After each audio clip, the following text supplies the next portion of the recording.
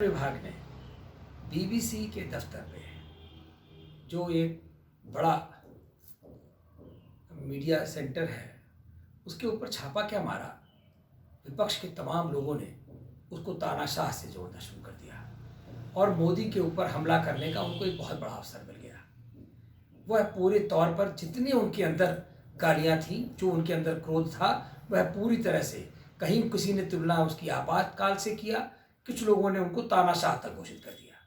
लेकिन मैं उन सब से पूछना चाहता हूँ कि अभी कुछ समय पहले रिपब्लिक भारत के चेयरमैन अर्नब गोस्वामी को भी इसी प्रकार से मुकदमे में आरूढ़ किया गया था, उनकी गिरफ्तारी भी हुई। तब किसी इस तरह का प्रलाप क्यों नहीं हो, हल्ला क्यों नहीं मचाया गया, क्यों नहीं ऐसा प्रलाप किया गया, क्यों नहीं किसी ने उसको तानाशाह से उसकी संज्ञा दी। और अगर कोई भी व्यक्ति अगर वह व्यावसायिक कार्य करता है, क्योंकि अधिकांश घराने जो मीडिया हाउस हैं, इन मीडिया हाउस में अधिकांश मीडिया हाउस अपने लिए ही काम कर रहे हैं और उनका अर्जन, स्व का अर्जन, वह धन कमाने का काम कर रहे हैं।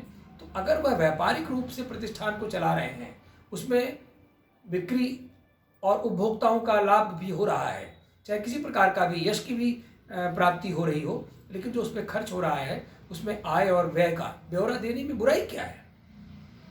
क्यों नहीं वो सामने आकर के उनका इनकम टैक्स का जो है आयकर की जांच होनी चाहिए।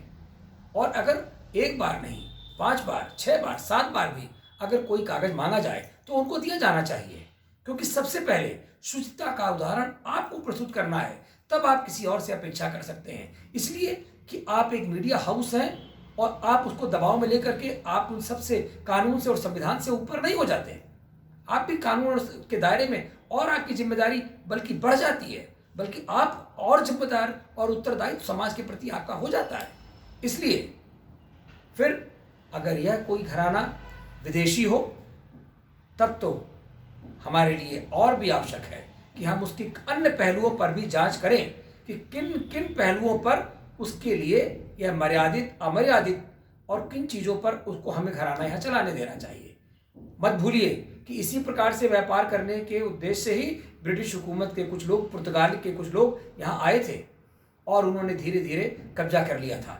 अब भारत एक स्वच्छंद और एक मजबूत राष्ट्र है और भारत अपनी मजबूत राष्ट्र के अंदर यह सक्षम है कि अगर कोई विदेशी व्यक्ति, विदेशी ताकत, यहाँ तक कि विदेशी मीडिया हाउस भी अगर भारत के ऊपर, उसको, उसकी राजनीति के ऊपर, उसकी स्वच्छंदता के ऊपर, उसके अखंडता और लोकतंत्र के ऊपर किसी प्रकार से भी अपयश फैलाने का काम करेगा, दुष्प्रचार करने का कार्य करेगा, तो हमें उसको रोकना आना चाहिए।